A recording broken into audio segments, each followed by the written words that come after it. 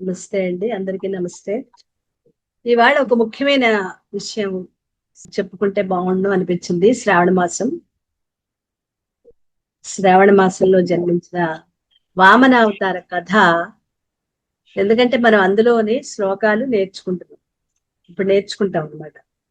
కథ పూర్తిగా తెలుసుకుంటే మనకి ఇంకొద్దిగా బాగా అవగాహన ఉంటుందనే ఉద్దేశంతో వామన అవతారం.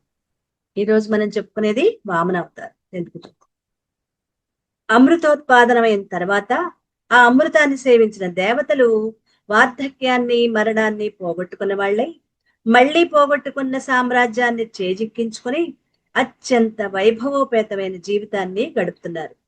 ఇప్పుడు ఒక గొప్ప ఆశ్చర్యకరమైన సంఘటన జరిగింది. అమృతం తాగారు కాబట్టి దేవతలకి వార్ధక్యం లేదు, మరణం లేదు.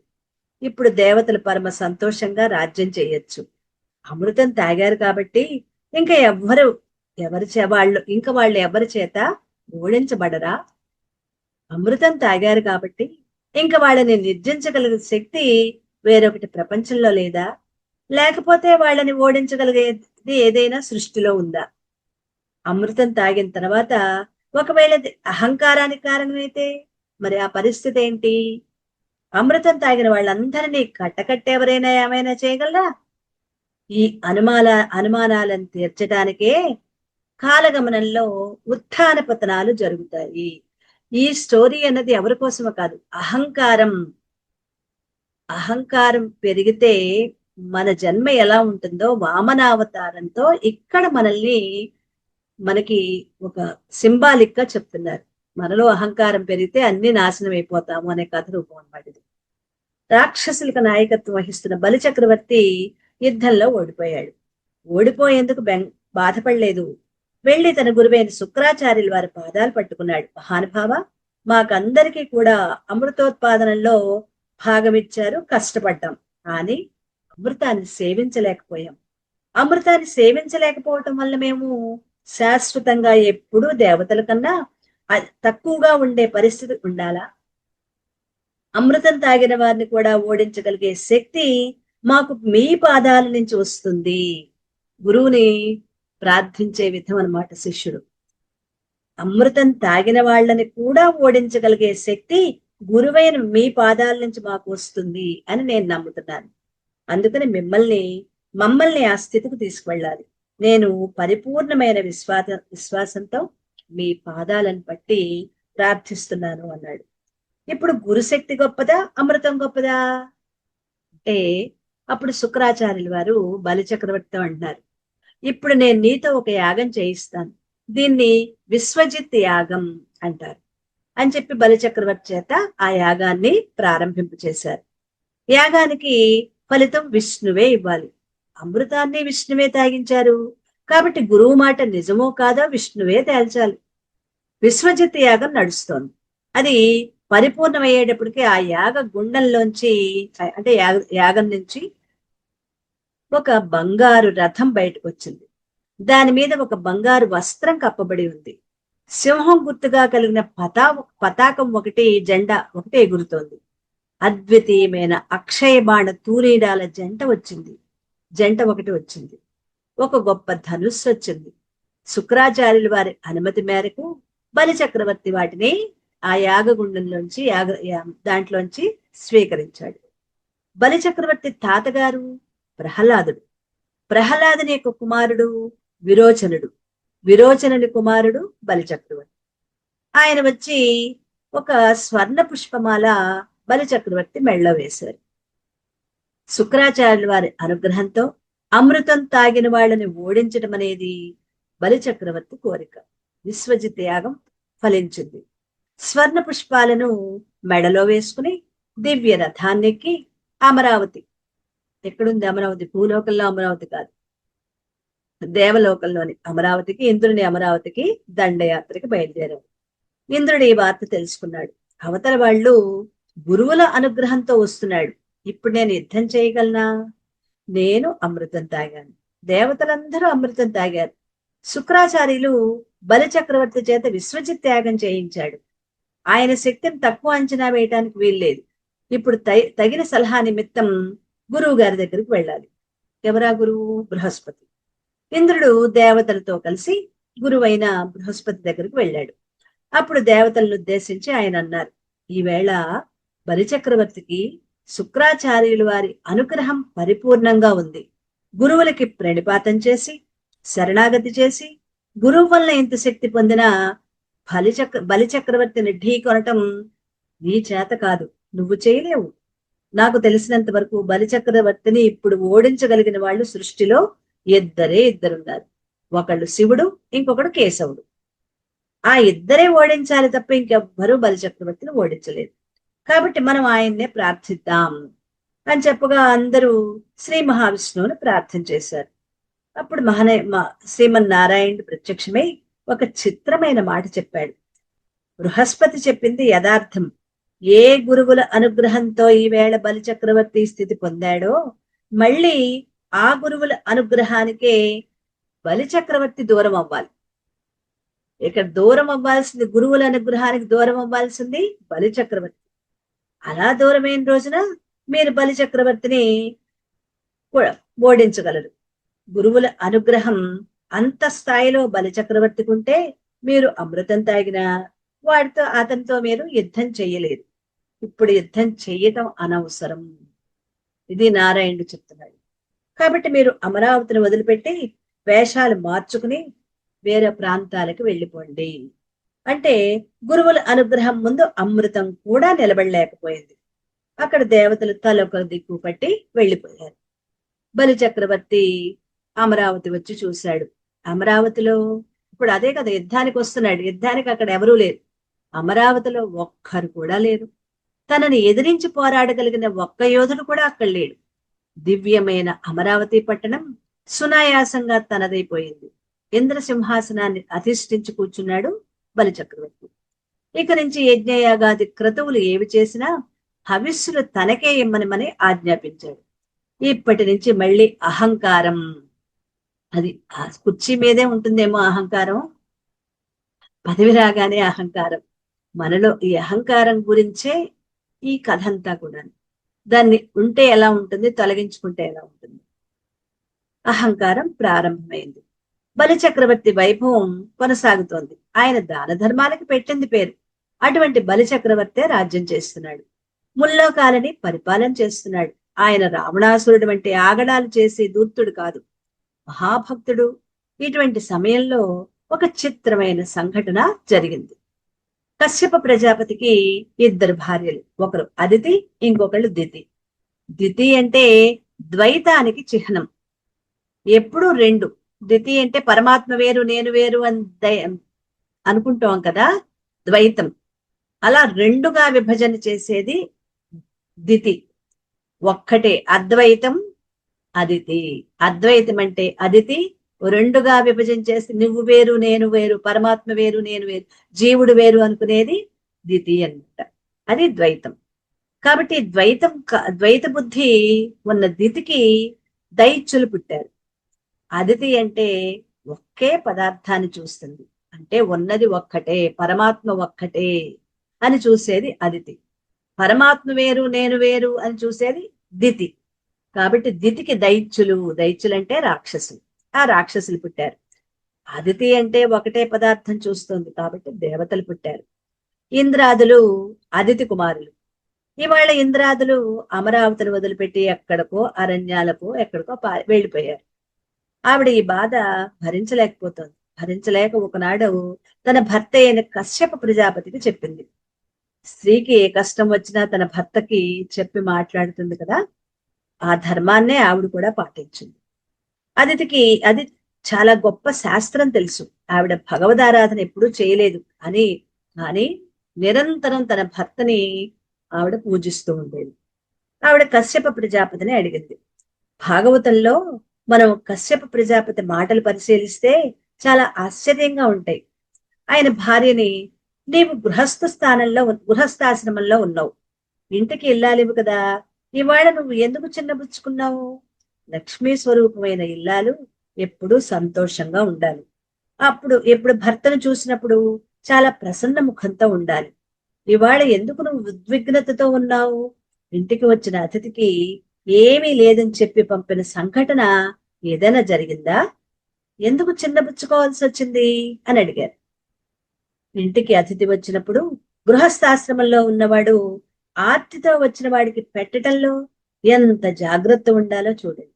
ఆవిడంది, మహానుభావ, మీకు తెలియని విషయం ఉండదు.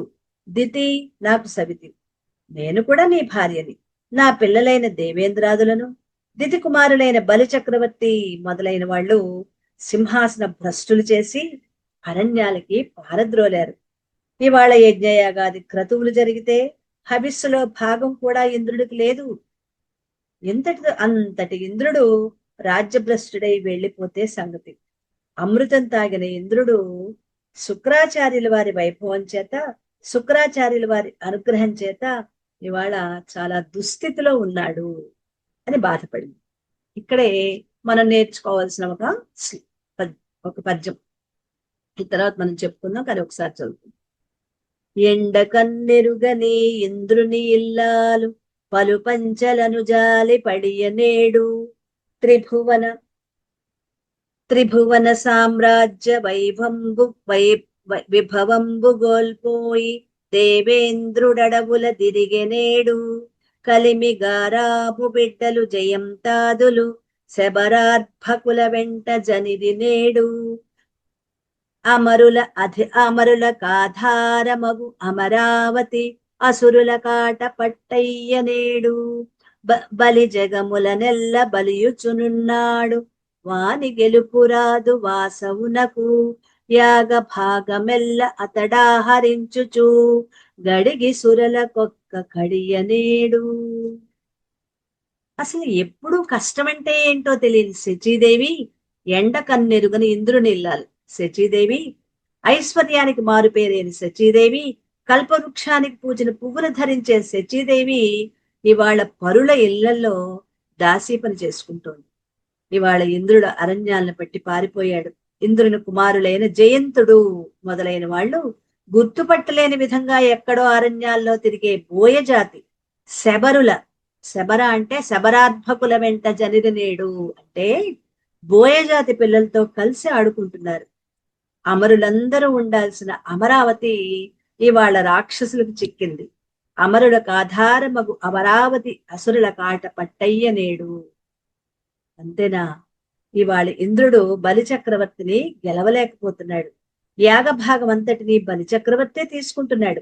ఇంద్రాదులకు కొద్దిగా కూడా ఇవ్వట్లేదు. ఇటువంటి స్థితిలో నా కుమారులైన ఇంద్రాదులకు మళ్ళీ వైభవాన్ని ప్రకాశింపచేయి. వీళ్ళు నీ పిల్లలే, వీళ్ళు నీ పిల్లలే, వాళ్ళకి ఉండాల్సిన రాజ్యం వారికి ఇప్పించు. పెద్దవాడివి, తండ్రివి కాబట్టి వీళ్ళ రాజ్యాన్ని వీళ్ళని పరిపాలించుకోమని చెప్పు అని భర్తతో అదితి అడుగుతుంది. కశ్యప ప్రజాపతి గొప్ప బ్రహ్మజ్ఞాని. ఆయన ఒక నవ్వి అంటాడు, అదితి, ఈ భార్యలేంటి, కొడుకులేంటి, రాజ్యాలేంటి, సింహాసనాలేంటి, ఈ గొడవలేంటి?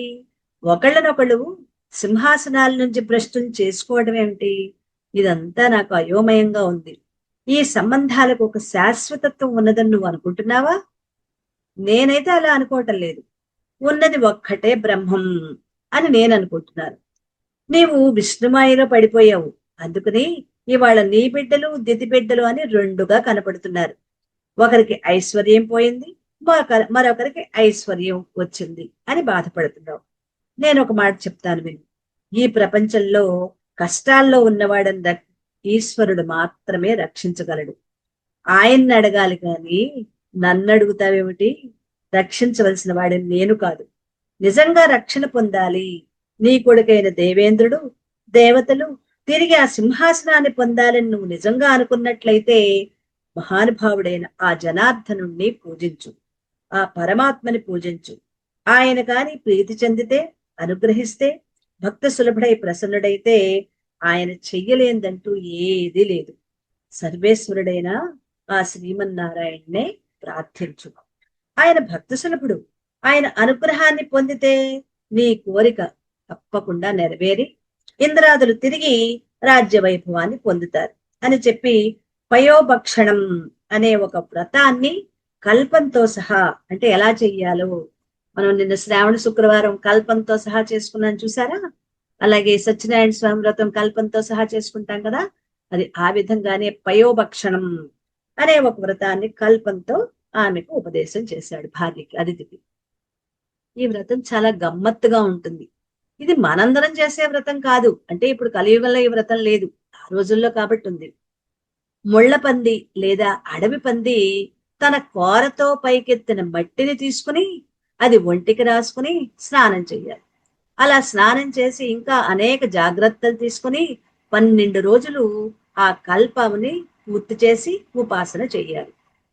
పూజలు పూజలు ఏం చేయాలో అదంతా వివరంగా, అంటే ఇక్కడ ఎలా చేయాలో పూర్తిగా ఇవ్వలేదు, కొద్దిగా ఇచ్చారు.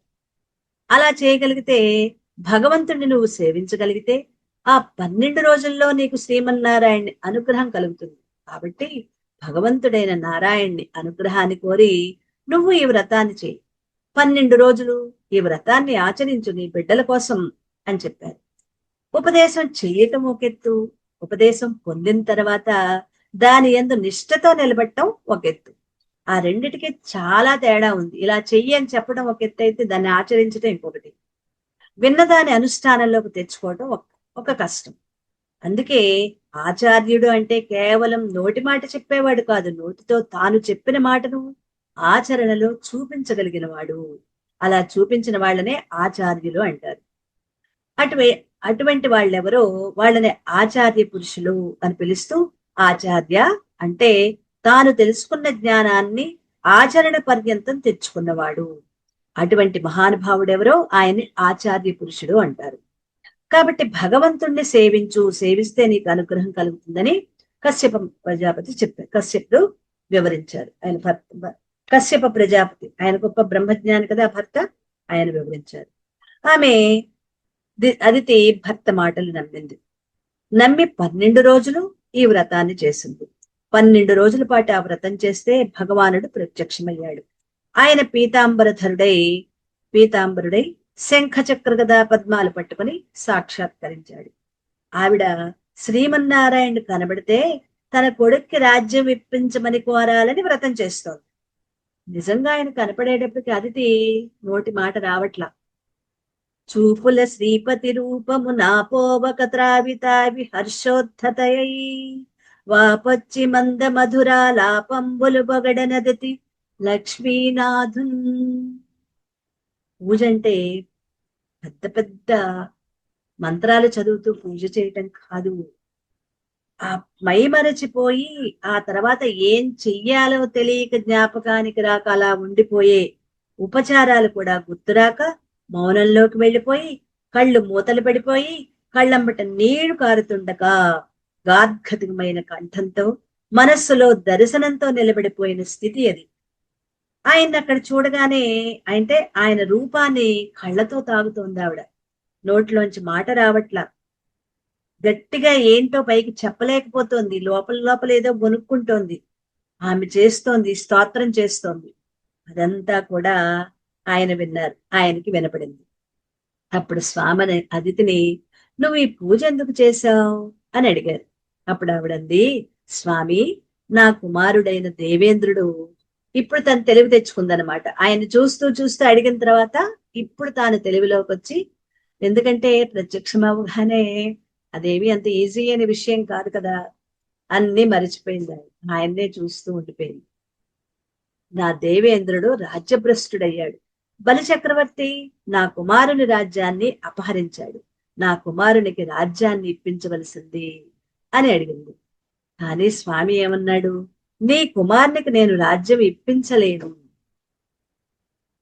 అలా చెప్పకుండా స్వామి ఇంకో మాట చెప్తున్నారు. నీ కోడండ్రును నీ కుమారవరులన్ నీ నాథుడున్ నీవు శ్లోకింపన్ సతులం బతుల మిగుల సమ్మోదింప రాత్రించరుల్ శోకింపన్ భవదీయ గర్భమున తేజోమూర్తి జన్మించదన్ నాకున్ వేడుక పుట్ట నీ సుతుడనై నర్తించి వర్తింపగాన్. అర్థమైందా పద్యం? చెప్పుకుందాం. అదితి పూజకు పరమాత్మ అంటున్నాడు, అమ్మా, నీ కుమారుడు ఇంద్రుడు, కోడలు శచీదేవి బాధపడుతున్నారని అంటున్నావు కదా, భర్త మాటలు నమ్మకంతో విన్నావు కదా, వాళ్ళందరూ నువ్వు సంతోషించేటట్లుగా నేను తప్పకుండా నువ్వు అడిగిన పని చేస్తాను. కానీ అమ్మా, నాకు ఒక కోరిక ఉంది. ఇప్పుడు ఈశ్వరుడు అదితే వరం అడుగుతున్నాడు. ఆయన తన కోరికను చెప్తున్నాడు అనమాట. ఇప్పుడు ఎంత ఆశ్చర్యమో చూడండి. వరం అడగటానికి కూర్చున్న అదితిని నారాయణుడే వరం అడుగుతున్నాడు. అమ్మా, నాకు నీ కొడుకును అనిపించుకోవాలనుంది. నీ గర్భవాసం చెయ్యాలి అనిపిస్తోంది. సోకింపన్ భవదీయ గర్భమున తేజోమూర్చి జన్మించదన్. నీ కొడుకుగా పుడతాను, నన్ను నీవు ముద్దుగా ప్రేమతో పెంచుతావా అని అడిగాడు. అలా అడిగేటప్పటికి అదితి తెల్లబోయింది. ఆమె అంది, స్వామి, నాకు అంతకన్నా భాగ్యమా? తప్పకుండా అంది. అప్పుడు స్వామి, నీ భర్తను ఇదే రూపంతో ఇంతకు పూర్వం ఏ భక్తితో ఉన్నావో అలాగే సేవించు. నేను నీ భర్తలో ప్రవేశించి ఆయన తేజస్సుగా నీలోకి వస్తాను. ఎంత యథాపూర్వకంగా పుట్టాడో చూడండి. ఆమె గర్భమునందు ప్రవేశిస్తే చతుర్ముఖ బ్రహ్మగారు శ్రీమన్నారాయణప్పుడు స్తోత్రం చేశారు. బ్రహ్మగారు ఇప్పుడు అదితి గర్భము గర్భాలయమైంది. ఈ మాటను ఎందుకు చెప్తున్నారంటే, ప్రతి స్త్రీ యొక్క గర్భము ఎప్పుడు బిడ్డ తన లోపల గర్భములో ఉన్న స్త్రీ వాళ్ళు నెలలు నిండినా మొదటి నెల నుంచి బయటకు వచ్చేంత వరకు ఆమెను గర్భాలయం అంటారు. గుడిని దేవాలయము అంటారు. బడిని విద్యాలయము అంటారు. అవన్నీ పవిత్రమైనవి.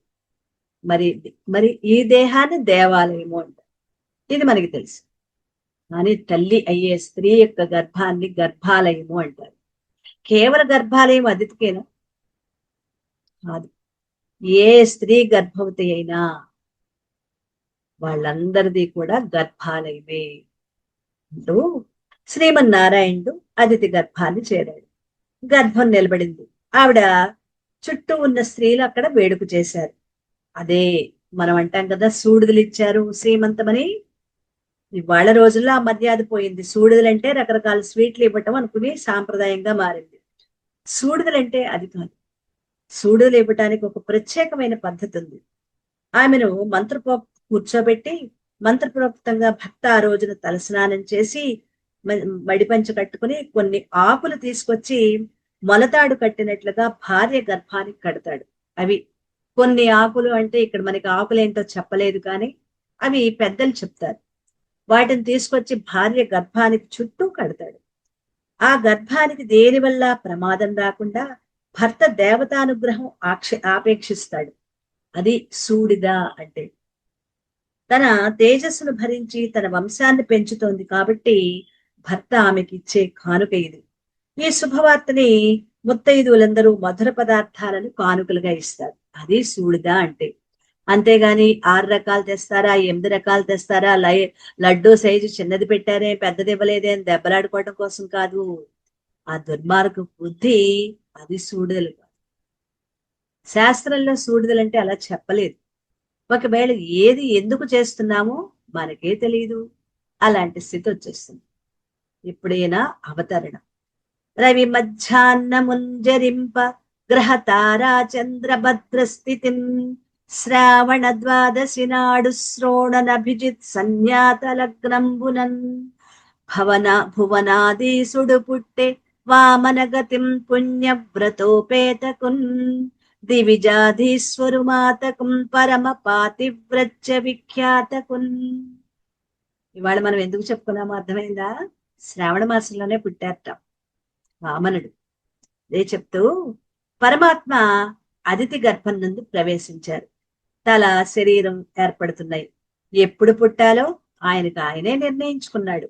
ఈ బ్రహ్మాండాలన్నిటికీ నాయకుడైన వాడు, అంతటా నిండిపోయినవాడు, ఈవేళ ఒక అమ్మ కడుపులో పట్టగలిగేంతటి వాడయ్యాడు. ఇది ఈశ్వరతత్వం. ఎమడని 2 భిన్నత్వాలు ఈశ్వరుని యందు ఇముడుతాయి. అలా ఇమడగలవాడు కాబట్టే ఆయన ఈశ్వరుడయ్యాడు. అలా ఇమడని వాడు కాబట్టే జీవబుద్ధితో ఉండి పోయేవాడవుతాం మనం. ఈశ్వరుడు అన్ని చోట్ల ఒకేసారి ఉండగలడు.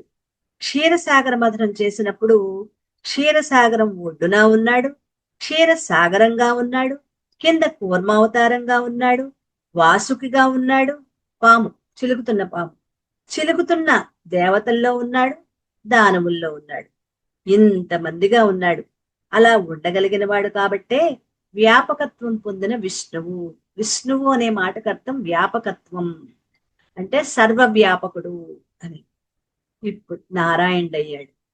అమ్మ కడుపులో ఉండవలసిన కాలం పూర్తయిపోయిన తర్వాత మంచి ముహూర్తం చూసుకుని శ్రావణ మాసంలో ద్వాదశి తిరినాడు మిట్ట మధ్యాహ్నం వేళ అభిజిత్ సంజ్ఞాత లగ్నంలో ఆయన జన్మించాడు. ఆయన పుడుతూనే ఉపనయం చేసుకోవలసిన వయస్సు పొందిన బాలుడుగా జన్మించాడు. పుడుతూ శంఖ చక్ర గదా పద్మాలతో శ్రీమన్నారాయణుడుగా పుట్టాడు. కృష్ణుడు అలాగే వచ్చాడు. అదితి స్తోత్రం చేసింది. కశ్యప ప్రజాపతి స్తోత్రం చేశారు. ఆ చెయ్యగానే ఆయన వెంటనే తన రూపాన్ని ఉపసంహరించుకున్నారు.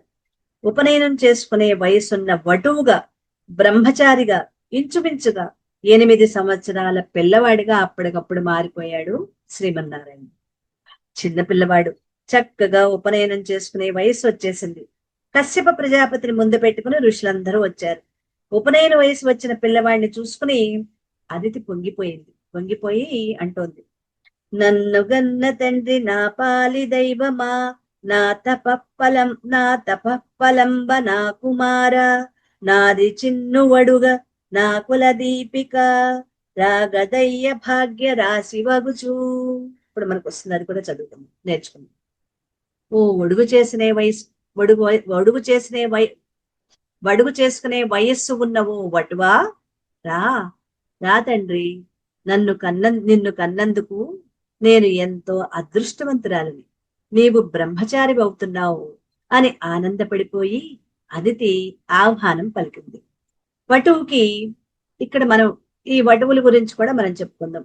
మనం కూడా అంటే ఈ ఆచారం ఉన్నవాళ్ళు అందరికీ అని చెప్పట్లేదు, ఎవరికైతే ఉపనయనం చేసే సంస్కారం పిల్లలకి చేసే ఆచార వ్యవహారాలు ఉన్నాయో వాళ్ళు 7 సంవత్సరాల 7 నెలల కాలం, దానికి 8 సంవత్సరాలు పూర్తవకుండానే వాళ్ళకి చేస్తారు. ఆ తర్వాత 10 సంవత్సరాల లోపు, ఇంచుమించు 16 సంవత్సరాల లోపుగా చేస్తే వాళ్ళకి బాగుంటుంది అనే ఉద్దేశంతో దానికి ఏవో చాలా లెక్కలు ఉన్నాయనుకోండి. ఆ లెక్కలు అయితే ఇప్పుడు ఇందులో నేను చెప్పట్లేదు. ఆ వటువుకి వాళ్ళు ఇక్కడ మీకు ఇంకొక విషయం చెప్పుకున్నాను, ఇంతకుముందు చెప్పుకున్నాను. బిడ్డ పుట్టిన 10వ రోజున తల్లిదండ్రులు, ఆడపిల్ల పుట్టినా మగపిల్లవాడు పుట్టినా ప్రతి ఇంటికి వెళ్ళి తెల్లవారి స్నానం కదా, బిడ్డకి 11వ రోజు స్నానం చేయిస్తారు కదా తల్లికి బిడ్డకిను. అందుకని ఆ చుట్టుపక్కల ఇళ్ళకి వెళ్ళి అక్కడ పసుపు, కుంకుమ, సున్నిపిండి, కాస్త నూనె, ఆ గిన్నెలో పోసి నూనె, ఇవన్నీ ఆ ఇంటి చుట్టుపక్కల వాళ్ళందరికీ ఇచ్చి మీరందరూ రండి, మీరు మీరు మీరు కూడా స్నానం చెయ్యాలి కాబట్టి, ఎందుకంటే వాళ్ళందరూ తల్లికి బిడ్డకి స్నానం చేశాక వాళ్ళు చెయ్యాలన్నమాట. అందుకని మీరు అందరూ చేస్తారు కాబట్టి మీరేం చేస్తారంటే ఈ బిడ్డ మీరు పొద్దున్నే వచ్చి 11వ రోజు స్నానానికి బాలింతరాలకి పసిబిడ్డకి స్నానం చేయించండి అని ఇంటింటికి వెళ్ళి పిలుస్తారు. పెద్ద కాగుతో వేడి నీళ్లు పెట్టి తెల్లవారుజామునే అందరూ వచ్చి ఆ బిడ్డకి తల్లికి స్నానం చేయించి ఇంటికి వెళ్ళి వాళ్ళు వీటిని ఉపయోగించుకుని స్నానం చేస్తారు. అది పల్లెటూరులో ఒకప్పుడు ఆచారంగా ఉండేది. ఇప్పుడు అంతగా ఎవరు చేస్తున్నారో లేదో నాకు తెలియదు, కానీ ఇది మరి లుప్తమైపోయి ఉండొచ్చును ఈ ఆచారం. తర్వాత ఎప్పుడు చేయిస్తారు, అది ఆడపిల్లైనా మగపిల్లవాడైనా ఎవరికైనా సరే ఇదే పద్ధతిలో చేస్తారు పుట్టిన 10వ రోజు. అలాగే మగపిల్లవాడికి వటువుగా అంటే ఉపనయనం చేసే ముందు రోజు ఇంటింటికి ఆ చుట్టుపక్కల అందరిళ్ళకి వెళ్ళి మళ్ళీ సేవిస్తారు. పసుపు, కుంకుమ, సున్నిపిండి, నూనె, ఇంకా తాంబూలం. ఎలాగో ఏవి పెట్టినా మనకి తాంబూలం అనేది అది చాలా చాలా శ్రేయస్కరం కాబట్టి ఆ తాంబూలం అవన్నీ ఇచ్చి వాళ్ళని స్నానం చేసి పిల్లవాడికి పెళ్లి కొడుకుని చేసేటప్పుడు వడక పెళ్లి కొడుకుని చేస్తారు కదా, అందరూ వచ్చి తల మీద చౌడు పెడతారు. పెళ్లి కొడుకుని చేయటం అనే మాటకు అర్థం ఏంటంటే స్నానానికి ముందు ఆ బిడ్డకి బొట్టు పెట్టి వాళ్ళకి పసుపు రాసి తర్వాత అందరూ తలకు చౌరు పెట్టి అక్షతలు వేస్తారు. అది ముహూర్తం, వడక ముహూర్తం గాని పెళ్లి కొడుకుని చేయటం అంటే పెళ్ళప్పుడు గాని అదే కదా ముహూర్తం. అలా చేసి ఇంటికి వెళ్ళి వాళ్ళందరూ కూడా తలస్నానాలు చేసి చక్కగా తయారై వస్తారు. అంటే ఇప్పుడు ఈ కుమారుడు ద్విజుడవుతున్నాడు. రెండవ పుట్టుక. మొదటి పుట్టుక అది, ఇది రెండవ పుట్టుక. ఇక్కడి నుంచి అతను బ్రహ్మజ్ఞానాన్ని పొందటానికి అర్హత కలిగిన వాడు అవుతున్నాడు అనే ఉద్దేశంతో ద్విజత్వాన్ని కోరి ఇలా వడక నూనె పోస్తారు. అక్కడ పుట్టు నూనె, ఇక్కడ వడక నూనె. ఇది మనందరికీ తెలిసిందే, ఒకసారి గుర్తు చేసుకోవడం కోసం చెప్తున్నాను. అలా బ్రహ్మచారి అవుతున్నావు అని ఆనందపడింది అదితి. ఆహ్వానం పలికింది. వటువుకి కశ్యప ప్రజాపతి ముంజగడ్డతో చేసిన మొలతాడు ఇచ్చారు. తల్లి అదితి కౌపీనం ఇచ్చింది. ఇవే ఇవ్వాలి, పెద్ద పెద్ద బట్టలు కాదు వీళ్ళకి ఇచ్చేది. సాక్షాత్తు చతుర్ముఖ బ్రహ్మగారు అమండలాన్ని ఇచ్చారు. సరస్వతీదేవి అక్షమాలను ఇచ్చింది. సూర్య భగవానుడు ఆదిత్య మండలం నుంచి కిందకి దిగి గాయత్రి మంత్రాన్ని ఉపదేశం చేశారు. చంద్రుడు చేతిలో పట్టుకునే మోదుక కర్రతో కూడిన దండాన్ని ఇచ్చాడు. ఇంతమంది ఇన్ని ఇస్తే కృష్ణాజనంతో కట్టుకునే నల్లటి జింక చర్మాన్ని దేవతలు తీసుకొచ్చి ఇచ్చారు.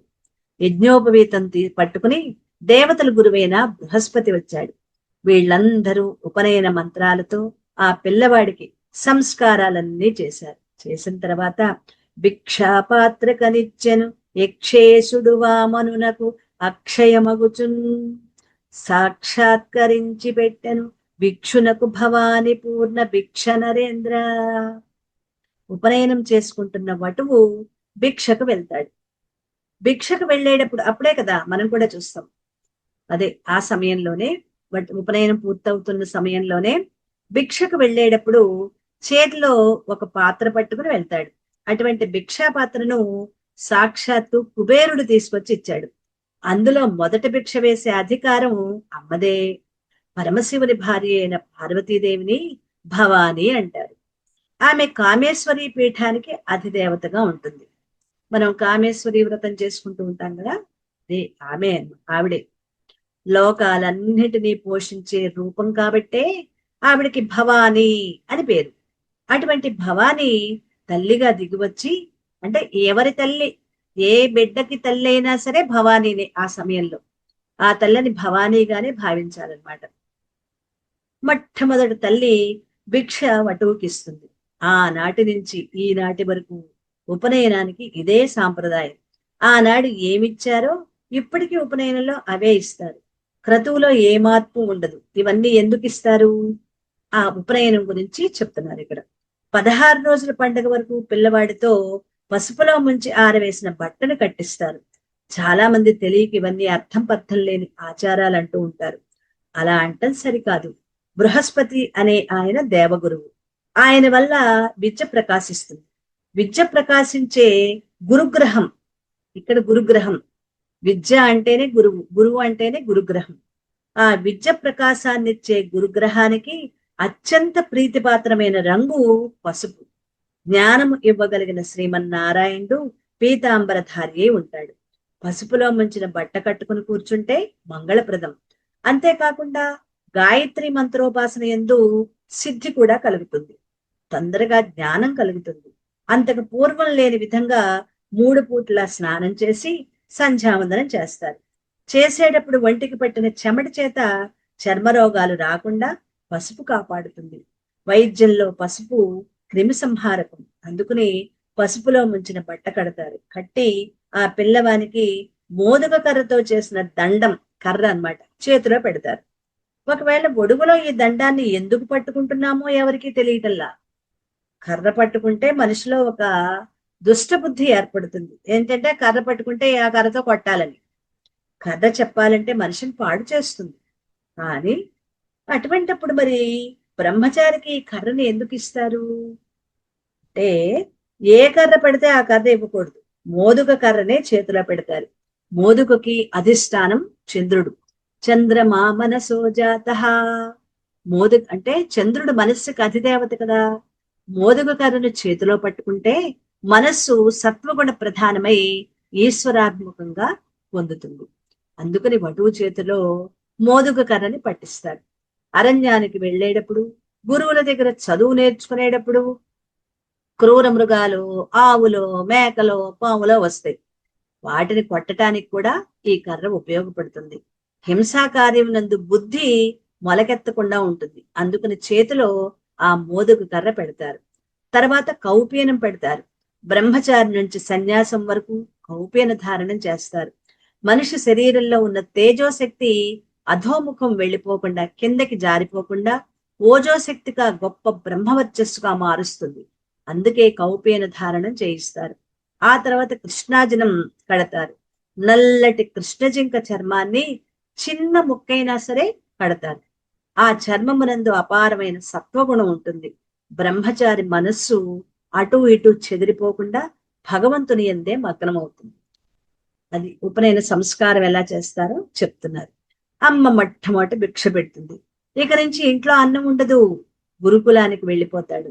గురువు గారు భిక్షావందనం చేయించి అన్ని ఇళ్లలోంచి భిక్ష తీసుకురమ్మనమని చెప్తారు. మొట్టమొదటి భిక్ష అమ్మ చేత భిక్ష పుచ్చుకుంటే పరిపూర్ణమైన ప్రేమను పొందగలుగుతాడు.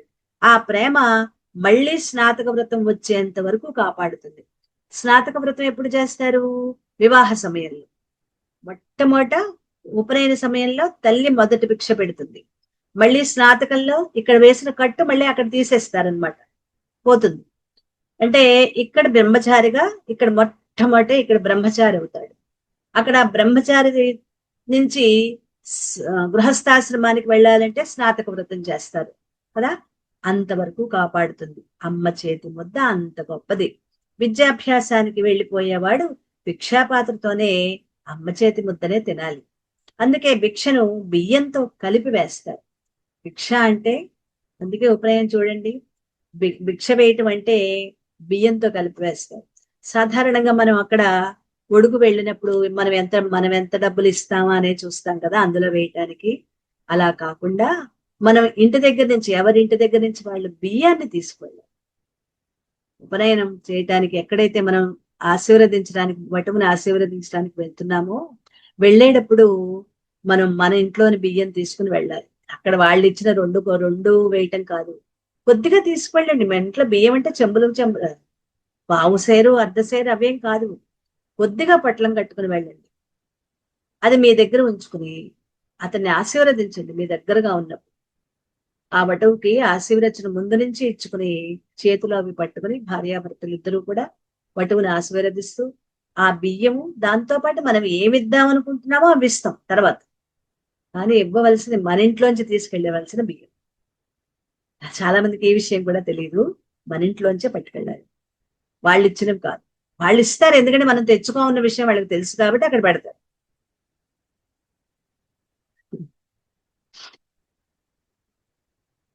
మళ్ళా ఉపనయనానికి భిక్ష వెళ్లే వాళ్లకు, భిక్ష వేసే వాళ్లకు పెద్ద దోషం జరుగుతోంది. మనం చేసేవన్నీ తప్పు పనులే, మనం చాలా గొప్ప పనులు చేసామని అనుకుంటాం. అక్కడికి వెళ్ళి వటువుకి భిక్ష వేస్తాం. వటువుకి భిక్ష వేసేటప్పుడు ఒక ఉద్ధరణో డబ్బులో ఏదో పట్టుకు వెళ్ళి వేస్తాం, అది వేరే సంగతి. ప్రధానంగా ఆయన శరీర పోషణకి బియ్యం ఇవ్వాలి. ఆ వేసే బియ్యాన్ని తమ తమ స్వగృహాల నుంచి పట్టుకెళ్ళాలి.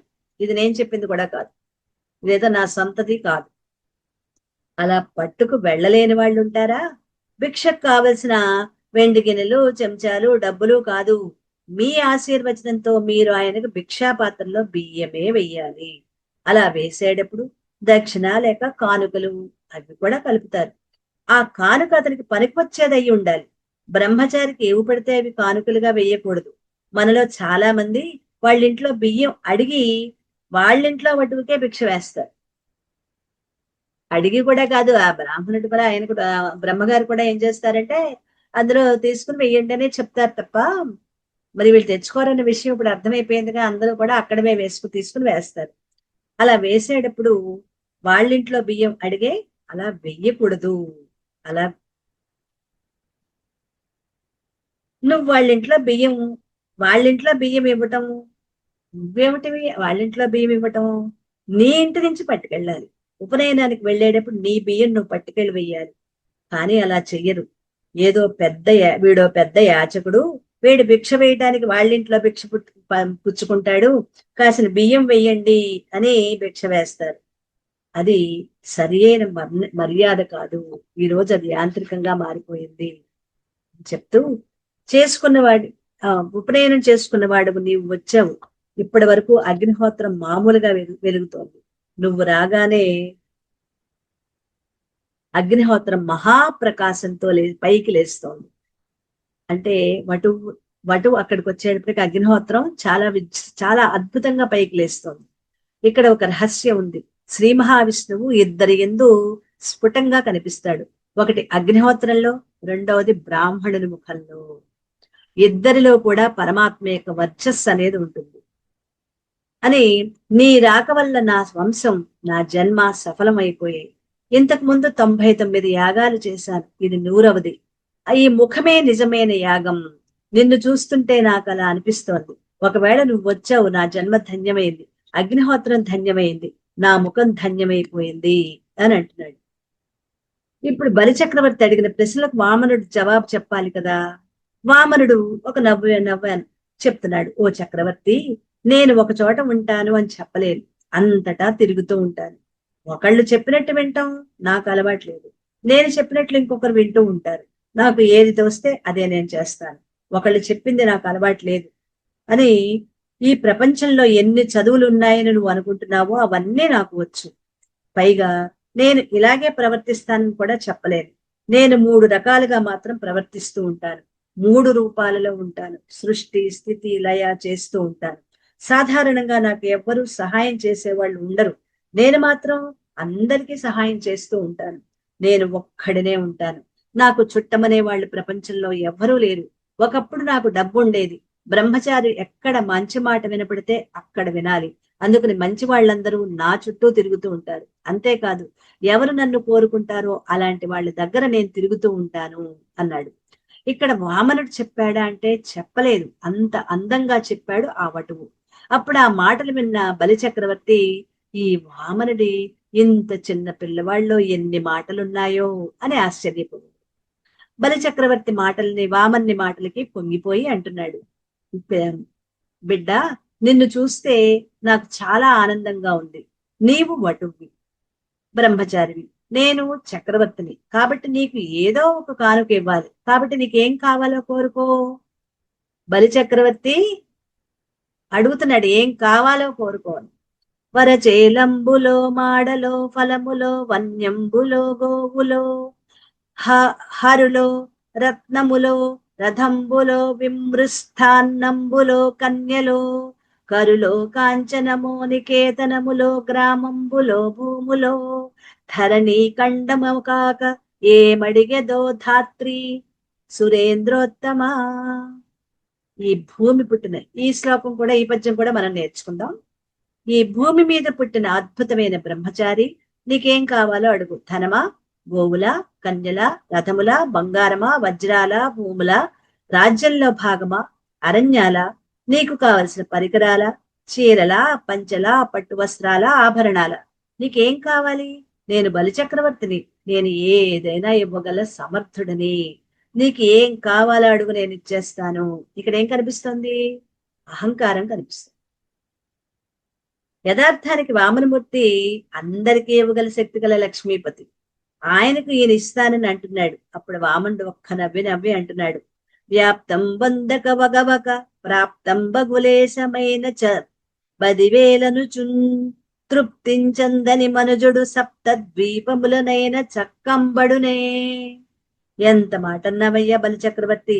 నాకేది కావాలంటే అది నువ్వు ఇస్తావా? నువ్వు చక్రవర్తివి. దొరికిన దాంతో తృప్తి పొందినవాడు పొందిన ఆనందం దొరకని దానికోసం పరిగెత్తేవాడికి, అత్యాశతో పరిగెత్తేవాడికి ఉండదు. నేనా అల్పమైన సంతోషిని. ఈ మాట యథార్థమే కదా. ఆయన్ని ఆనందంగా ప్రేమించి ఒక్క తులసీదళం ఆయన పాదం మీద వేస్తే చాలు, ఆయన చాలా తృప్తి చెందుతాడు. నా ఒక్క తులసీదళం నా పాదాల మీద ఎవరు వేస్తారో నేను వాళ్ళ వెంట పరిగెడతాను అంటున్నాడు స్వామి. కాబట్టి నువ్వు ఇవ్వగలగాల్సిందేంటి?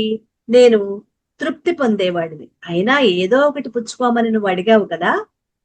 నువ్వు నాకు ఒంటివాడ, నాకు 1 2 మేర ఇమ్ము, సొమ్ము మేర ఎల్లు గోర్కెదీరా, బ్రహ్మకూకటి ముట్టెద దాన కుతక సాంద్ర దానవేంద్ర. ఇప్పుడు అడుగుతున్నాడు, నువ్వు నాకు 1 2 అడుగుల నేల ఇవ్వు. 1 రెండు అంటే మొత్తం ఎన్ని? ఒకటి రెండు అంటే ఒకటో రెండో కాదు, ఒకటి రెండు. చాలా మంది దీన్ని కూడేసి బలిచక్రవర్తి 3 అడుగుల నేల ఇమ్మని అడిగాడు అని చెప్తున్నారు. వామనుడు అలా చెప్పలేదుట. వామన అవతారంలో వామనుడు బలిచక్రవర్తి అని అడిగేటప్పుడు గమ్మత్తుగా అడిగాడు. ఎలా అడిగాడు? రామాయణంలో కైక నవపంచక వర్షాన్ని అనండి. 14 ఏళ్ళని అప్పుడు ఆవిడ చెప్పల. నవ అంటే 9, పంచక అంటే 5. నవపంచక అంటే 9+5. అంటే వాళ్ళు ఆ సంఖ్య చెప్పరు, దాన్ని కొద్దిగా గమ్మత్తుగా మాట్లాడతారు. రాముడు వనవాసం చేయాలని అడిగినట్లుగా ఇక్కడ ఆయన 1-2 అడుగుల నేల ఇమ్మనమని అడిగాడు. నీవు నాకు 1-2 అడుగుల నేలని ఇస్తే దాంతో 1 అడుగుతో ఊర్ధ్వలోకాలు కొలుస్తాను, 1 అడుగుతో అధోలోకాలు కొలుస్తాను. ఊర్ధ్వ అధోలోకాలను కొలిచి 3వ అడుగు పెట్టడానికి నిన్ను చోటు అడుగుతాను. కానీ నీవు కానీ 1-2 అడుగుల నేలని ఇచ్చాను అనంటే నేను బ్రహ్మానందాన్ని పొందేస్తాను, ఈ బ్రహ్మాండం అంతా నిండిపోతాను అన్నాడు. ఆయనైతే అబద్ధం చెప్పలేదు, ఆయన ఉన్న మాటే చెప్పాడు. అప్పుడు బలి చక్రవర్తి అంటున్నాడు, నువ్వు పిల్లవాడివి, నీకు అడగటం కూడా చేత కాదు, చిన్న పిల్లాడివి కదా, వటువి వామనుడివి, నీవు 3 అడుగుల భూమిని కొలిస్తే నీకు ఎంత వస్తుంది? నేను బ్రహ్మాండాలంతటినీ జయించిన వాడిని, 3 అడుగుల నేల నేను ఇవ్వటం నిన్ను చూస్తే ముచ్చటేస్తోంది, ఇంకేదైనా అడుగు, నువ్వు ఏదడిగితే అది ఇచ్చేస్తాను. చూడండి ఎంత మురిపించుకుంటూ అడుగుతున్నాడో. అంటే అతని చేత చెప్పించటం కోసం, ఇరికించాలి కదా. ఇప్పుడు బలిచక్రవర్తిని తన మాటలతో తనే ఇరుక్కోవాలి, అహంకారం వల్లే తాను ఇరుక్కుంటాడు. వామనుడు ఇక్కడ ఆశ్రమ ధర్మాన్ని పాటిస్తున్నాడు అనమాట. గొడుగో జన్నిదమో కమండలువో నాకున్ ముంజయో దండమో వడుగే వడుగేనెక్కడ భూములెక్కడ కరుల్ వామాక్షుల స్వంబులెక్కడ నిత్యోచిత కర్మమెక్కడ మదాకాంక్షామితంబైన 3 అడుగుల్ మేర యుత్రోవకిచ్చుటకిది బ్రహ్మాండంబు నా పాలికిన్. ఈ పద్యం కూడా మనం తర్వాత నేర్చుకుందాం. ఇవన్నీ ఇస్తానంటావేంటయ్యా బలిచక్రవర్తి? నేను అలా అడగకూడదు. ఏ ఆశ్రమంలో ఉన్నవాడు ఆ ఆశ్రమ నియమాన్ని పాటించి పుచ్చుకోవాలి తప్ప తాను ఉన్న ఆశ్రమానికి భిన్నమైన దాన్ని తాను పుచ్చుకోకూడదు. ఇప్పుడు నేను ఎవరిని? బ్రహ్మచారిని. మోదుగు కర్ర పట్టుకున్న బ్రహ్మచారి అనటానికి గుర్తు. మోదుగు కర్ర పట్టుకున్నవాడు ఊడుగు చెట్టు నుంచి కర్ర పట్టుకున్నవాడు గృహస్థు. ఈ విషయం నాకు తెలియదు, ఇప్పుడు కొత్తగానే విన్నా. మోదుగు కర్ర పట్టుకున్నవాడు బ్రహ్మచారి అయితే ఊడుగు చెట్టు కర్ర పట్టుకున్నవాడు గృహస్థు అంటానికి గుర్తు. వెదురు కర్ర పట్టుకున్నవాడు సన్యాసి అంటానికి గుర్తు. దండం పట్టుకోవటంలో కూడా ధర్మం ఉంది. అంటే 3 ధర్మాల వాళ్ళకి కూడా ఏ ఏ కర్రలు పట్టుకోవాలో చెప్తున్నారు ఇక్కడ. మోదుగు కర్ర బ్రహ్మచారికి అయితే, ఊడుగు చెట్టు కర్ర అది బహుశా అడవుల్లో ఉండుంటుంది, అది అది ఎలా ఉంటుందో కూడా నాకు తెలీదు. ఊడుగు చెట్టు కర్ర పట్టుకునేవాడు గృహస్థు. అలాగే వెదురు కర్ర పట్టుకునేవాడు సన్యాసాశ్రమం తీసుకున్నవాడు. ఇలా దండం పట్టుకోవటంలో కూడా ధర్మం ఉంది. ఏది పడితే అది, ఎవరు పడితే వాళ్ళు పట్టుకోవటానికి వీల్లేదు. నేను బ్రహ్మచారినైన నన్ను పట్టుకుని వరచేలంబులు, మాడలు, ఫలములు, వన్యంబులు, గోవులు మొదలైన వాటిని పుచ్చుకోమంటావేంటి? వాటిని నేను పుచ్చుకోకూడదు. నేను గొడుగు, యజ్ఞోపవీతం, కమండలం, ముంజి, దండం వీటిని మాత్రమే అడగాలి అని వామనుడు బలిచక్రవర్తితో అంటున్నాడు. బ్రహ్మచారికి ఇస్తే ఏమివ్వాలి? భాగవతంలో దీన్ని బాగా గుర్తుపెట్టుకోవాలి, తెలుసుకుని. మీరు ఉపనయనానికి వెళ్ళినప్పుడు ఏ కానుకలు పట్టుకు వెళ్ళాలి? బ్రహ్మచారికి గొడుగు ఇవ్వాలి. పశువులను మేపటానికి వాటి వెనకాల అరణ్యంలోకి వెడతాడు. అలా వెళ్ళినప్పుడు బ్రహ్మచారి గొడుగు వేసుకుని వెళ్తాడు, అందుకని గొడుగు ఇవ్వచ్చు. యజ్ఞోపవీతం జీర్ణం అవ్వకూడదు, జీర్ణమైతే వెంటనే మార్చుకోవాలంటే ఒక యజ్ఞోపవీతం, దాన్ని ఇవ్వచ్చు. ఆచమనం చెయ్యాలంటే కమండలం, దాన్ని ఇవ్వచ్చు. దర్భలతో చేసిన మొలతాడు స్నాతకం వరకు విప్పకూడదు, అయితే ఆ మొలతాడిని మార్చుకొని కట్టుకుంటూ ఉండాలి. అంటే ఒడుగులో చేసిన మొలతాడు స్నాతకం అంటే తాను గృహస్థ ధర్మాన్ని పొందేంత వరకు అది విప్పకూడదు, కానీ జీర్ణమైపోతుంది కదా, అందుకని అటువంటి మొలతాడుని మళ్ళీ మనం ఇవ్వచ్చు. తనలో ఉన్న వీర్య శక్తి ఓజశక్తిగా మారాలి. అందుకని బ్రహ్మచారి దర్భలతో చేసిన మొలతాడు కట్టుకుని ఉండాలి. మోదుగ కర్రతో చేసిన కర్ర పట్టుకుని కూడా ఉండొచ్చు. అందుకని ఏమి ఇవ్వాలి? గొడుగు, యజ్ఞోపవీతం, కమండలం, ముంజి, దండం ఇవి మాత్రమే గిఫ్ట్లుగా ఇవ్వాలి. ఎంతకు మించి ఇవ్వకూడదు. నేను బ్రహ్మచారిని, నీవు నాకు అందమైన ఆడపిల్లలు ఇస్తానంటున్నావు, ఏనుగులు, ఆవులు, నగలు ఇస్తానంటున్నావు. అవన్నీ నాకెందుకు? నాకు అవి ఏమీ అక్కర్లా. నా అంత నేను కోరుకున్నది నేను జపం చేసుకోవటానికి, నేను అగ్ని కార్యం చేసుకోవటానికి నాకు 3 అడుగుల నేల చాలు. నీవు ఏవేవో ఇస్తానంటున్నావు. నువ్వు అలా అనకూడదు, నేను పుచ్చుకోకూడదు. నేను అడిగింది ఇవ్వు చాలు.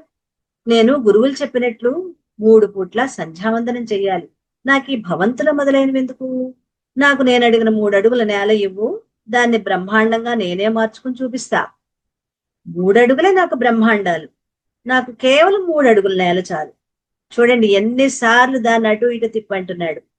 అప్పుడు బలిచక్రవర్తి అంటున్నాడు, ఓ అటవా, ఇదిగో బంగారు పాత్ర ఇక్కడ పెట్టాను, వచ్చి నీ పాదాలు అందులో పట్టు. బంగారు పళ్ళెం.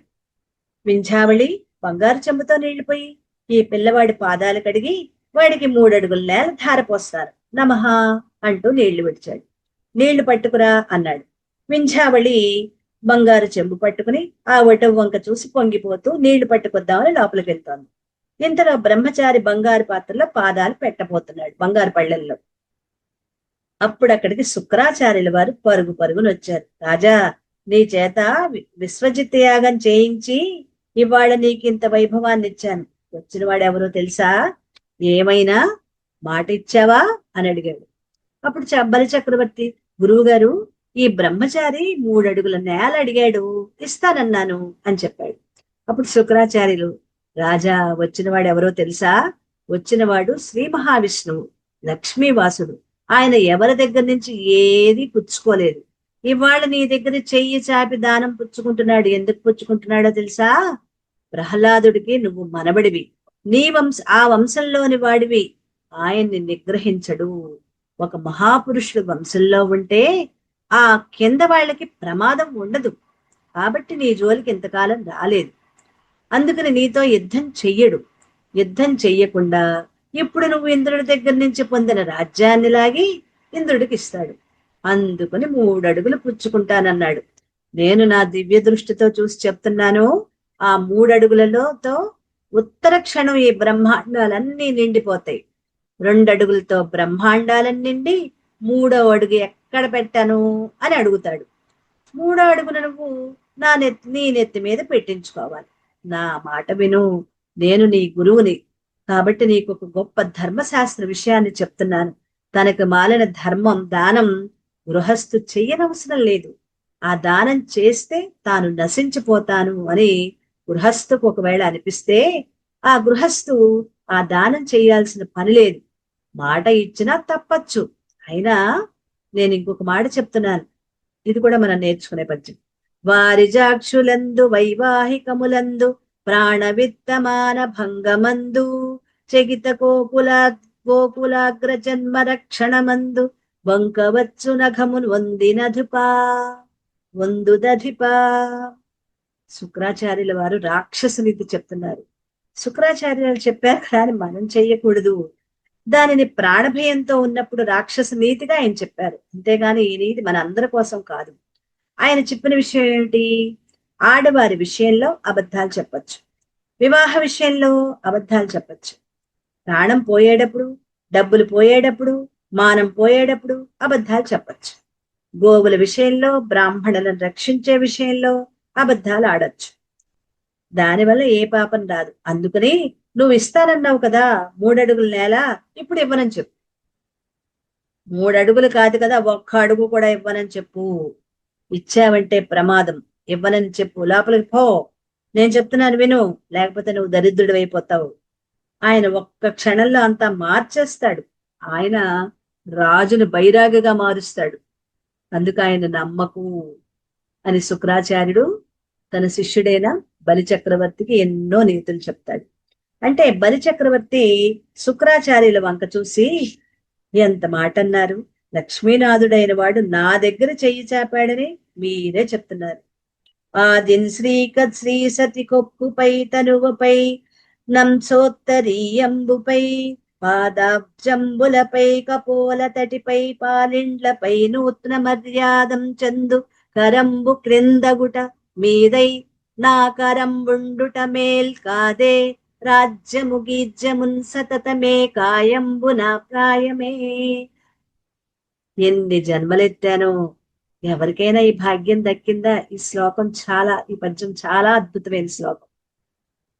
ఎన్ని జన్మలెత్తానో ఎవరికైనా ఈ భాగ్యం దక్కిందా? ఆయన చెయ్యి లక్ష్మీ అమ్మవారి కుప్పుపై పడుతుంది. ఆయన చెయ్యి ఆవిడ శరీరం నిమురుతుంది. ఒక్కొక్కసారి చేతితో ఆవిడ పమిడి చెంపు కూడా పట్టుకుంటాడు. ఒక్కొక్కసారి ఆ చేతితో ఆవిడ పాదాలు పట్టుకుంటాడు. ఆ చెయ్యి లక్ష్మీదేవిని పొంగిపోయేటట్లుగా చేయగలిగిన చెయ్యి. కొన్ని కోట్ల మంది ఏ తల్లి అనుగ్రహానికి ఎదురు చూస్తుంటారో అటువంటి తల్లి ఆ చెయ్యి పడితే పొంగిపోతుంది. దేవదానవులను శిక్షించిన చెయ్యి, భక్తుల కోరికలు తీర్చిన చెయ్యి, ఎందరో దానవులను సంహరించిన చెయ్యి, సుదర్శన చక్రానికి ఆలవాలమైన చెయ్యి, పాంచజన్యాన్ని పట్టుకున్న చెయ్యి. ఏ చేయి వరద ముద్ర చూపిస్తే భక్తులకు ధైర్యం కలుగుతుందో అటువంటి చెయ్యి భిక్ష కోసమని కింద నిలబడుతోంది. నా చెయ్యి పైదవుతోంది. నాకు ఈ అదృష్టం చాలదా? మళ్ళీ పుడతానా? రాజ్యం ఊడిపోతుందా? దేహం ఉండిపోతుందా? పోతే పోని, ఈ రాజ్యం కాదు, ఈ దేహం కాదు, నేను కాదు, ఏది పోయినా పర్వాలేదు. బాగుంది కదా అంటూ, కారే రాజులు రాజ్యముల్ కలుగవే గర్వోన్నతిం పొందరే వారేరి సిరి మూట కట్టుపోవంజాలరే భూమిపై పేరైనం కలదే సిభి ప్రముఖులం ప్రీతిన్ ఎసెక్కాములై ఈరే కోర్కెలు వారలన్ మరిచెరే ఇక్కాలమున్ భార్గవా. భార్గవుడు అంటే శుక్రాచార్యుడు అన్నమాట. ప్రపంచంలోని ఎంతో మంది రాజులు వచ్చారు. వచ్చిన వారందరూ తాము భూమికి పతులము. భూపతి అంటే రాజు అన్నమాట. భూపతి అంటే రాజు. భూమికి పతులమని పరిపాలించామని అన్నారు. వాళ్ళేరి నాది నాదని ఎంత సంపాదించానన్నారు. ఏ కొద్దిగా కూడా పట్టుకెళ్ళిన వాడు ఈ భూమి మీద లేడు. అందుకే అలెగ్జాండర్ చక్రవర్తి వెళ్ళిపోయేటప్పుడు ఒక మాట చెప్పాడు. నేను మరణించిన తర్వాత నా శవపేటికకి 2 కన్నాలు పెట్టి వాటిలోంచి నా 2 చేతులు బయట పెట్టండి. ప్రపంచ విజేత అలెగ్జాండర్ భూస్థాపితం చేయబడిన తర్వాత శిలాఫలకం మీద కూడా మాట రాయించాడు. ఖాళీ చేతులతో అలెగ్జాండర్ ఈ ప్రపంచంలోకి వచ్చి కొంతకాలం విశ్వాన్ని పరిపాలించిన వాడై తైతక్కలాడి ఖాళీ చేతులతో పైకి వెళ్ళిపోయాడని రాయించండి. చూసే వాళ్ళకి నా జీవితం పాడైందని ఒక బుద్ధైనా వస్తుంది అని ఆయన చెప్పుకున్నాడు. కీర్తిని ఆశించి ఆనాడు సిబి మొదలైన మహాపురుషులు అద్భుతమైన దానాలు చేశారు. వాళ్ళు యశో శరీరులే నిలబడిపోయారు. అంతేకాని ఇవన్నీ మూట కట్టుకుని నేను దాచుకుంటే ఈ రాజ్యం ఉండిపోతుందా? ఈ శరీరం ఉండిపోతుందా? నాకు రాజ్యం తీసేస్తాడు, నేను దరిద్రుణ్ణి అయిపోతానంటున్నావు కదా. నా స్వామి చేతికి రాజ్యం అంతా ఇచ్చిన వాణ్ణి నేను అనిపించుకుని నేను భిక్షువునై తిరుగుతాను. నాకు బెంగలేదు. నాకు దరిద్రం రావచ్చు, నా జీవితం పోవచ్చు, నా ధనం పోవచ్చు. మాట పోయిన తర్వాత మనిషి బతికినా ఒకటే, వెళ్ళిపోయినా ఒకటే. భూదేవి మనుషుల సంఖ్యను చూసి బాధపడదు, భయపడదు. మాట తప్పే వాళ్ల బరువుని తాను మోయలేనని ప్రార్థిస్తోంది. నేను అటువంటి జాబితాలోకి చేరను. నేను దానం చేస్తాను. ఇద్దరి సంవాదం చూడండి, గురు శిష్యుల సంవాదం వాటిది. బలిచక్రవర్తి శుక్రాచార్యులకి సంవాదం. అప్పుడు శుక్రాచార్యుడు, నేను నా తపశ్శక్తితో అమృతం తాగిన వాళ్ళని ఓడేటట్లు చేశాను. ఇవాళ మళ్ళీ నీవు నీ గురువు మాట కాదన్నావు, కాబట్టి ఇప్పుడు నేను శపిస్తున్నాను. ఉత్తర క్షణం నీవు రాజ్యభ్రష్టుడు అయిపోవుగాక అని కోపంతో శపిస్తాడు శుక్రాచార్యుడు. ఇదే బృహస్పతి మళ్ళీ బలిచక్రవర్తికి గురు అనుగ్రహం పోవాలి. పోతే అప్పుడు బృహస్పతి చెప్పాడు కదా, శుక్రాచార్యుడి అనుగ్రహం బలిచక్రవర్తికి పోయినప్పుడే ఇంద్రుడికి రాజ్యం వస్తుంది. అలా వచ్చేటట్లుగా ప్రవర్తించేటట్లుగా ఈ నాటకం అంతా జరగాలంటే వామనావతారం. ఇప్పుడు ఆ సీన్ ఇప్పుడు రక్తి కట్టేట్లుగా కరెక్ట్ గా వచ్చింది బృహస్పతి చెప్పినట్లు. మళ్ళీ బలిచక్రవర్తికి గురువు అనుగ్రహం పోవాలి. పోతే ఆనాడు బలిచక్రవర్తికి రాజ్యం పోతుంది. ఇప్పుడు వాళ్ళు అనుకున్న ప్లాన్ పూర్తయింది కదా అని చెప్పాడు. వెంటనే బలిచక్రవర్తి స్వామి పాదాలను బంగారు పళ్ళెంలో పెట్టుకున్నారు. బలిదైచేంద్రకరద్వయీకృత జల ప్రక్షాళన వ్యాప్తికిన్ జలజాతాక్షుడు సాచయోగి సుమన సంప్రార్థిత శ్రీమదుం గలిత నమ్ర రమాలలాట పదవీ కస్తూరి కాసాదమున్ నళినామోదమురత్న నూపుర నానా వేదముంబాదమున్. చాలా అద్భుతమైన శ్లోకాలే గాని వామనుడు వచ్చి పళ్ళెల్లో పాదాలను పెడదామని కుడి పాదం కొద్దిగా పైకెత్తాడు. బలి చక్రవర్తి అక్కడ కింద కూర్చుని ఆ పాదం వంకే చూస్తున్నాడు. ఆ పాదము కింద ఏం కనిపిస్తున్నాయి? ధ్వజరేఖ, అమృత పాత్ర, నాగలి, ఇలాంటి దివ్యమైన చిహ్నాలు ఆ కాలిలో కనిపించాయి. ఎర్రటి అరికాలు, పైన నల్లటి పాదము. ఏ వేదాన్ని చదువుకునే ఆమ్నాయం చేస్తారో అటువంటి వేదము ఆయన కాలి అందిగా మారి అలంకరించబడి ఉంది. బ్రహ్మచారిగా ఉన్న నిద్ర లేవగానే శ్రీ మహావిష్ణు పాదాల దగ్గర వంగి లక్ష్మీదేవి నమస్కరించటంతో లక్ష్మీదేవి నొసట ఉన్న కస్తూరి తిలకం ఆయన పాదాల మీద పడిన ముద్ర ఉంది. అటువంటి పాదాన్ని దగ్గర నుంచి బలి చక్రవర్తి చూశాడు. మహాయోగులైన వారు ఇక్కడ దర్శనం చేసి పొంగిపోయి జన్మ పరంపరల నుండి గట్టెక్కే భవసాగరాన్ని దాటించగలిగిన ఓడయైన పాదం ఏమున్నదో ఆ పాదాన్ని చూశాడు.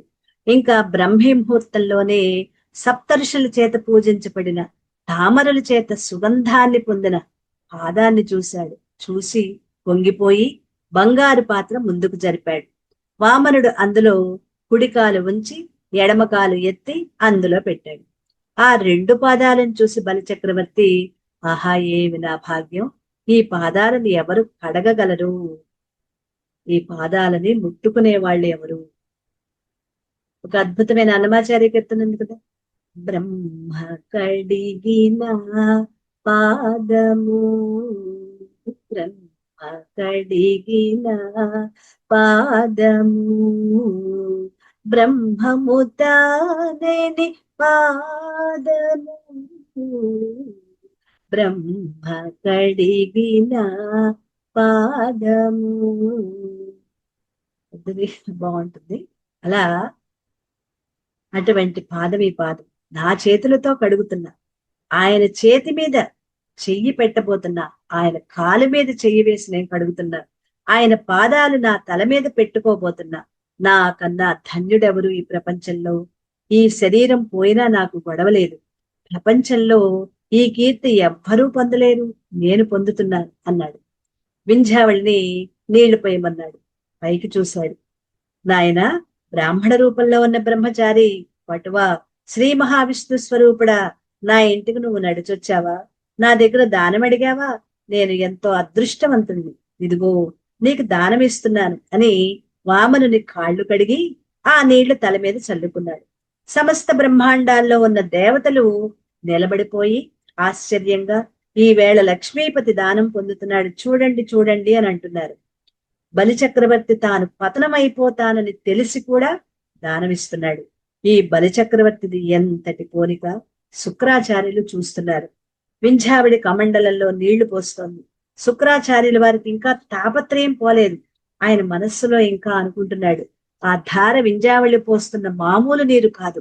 ఆ నీరు శ్రీ మహావిష్ణువు చేతిలోకి పడిపోయిందంటే మహర్షులందరి నియమాన్ని పాటింపచేసి రక్షించగలిగిన ధార అది.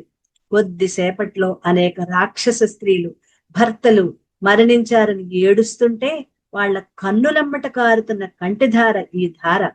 రాక్షసులకు ఆధారం లేని రీతిలో చేయగలిగిన నిరాధార ఈ నీటి ధార.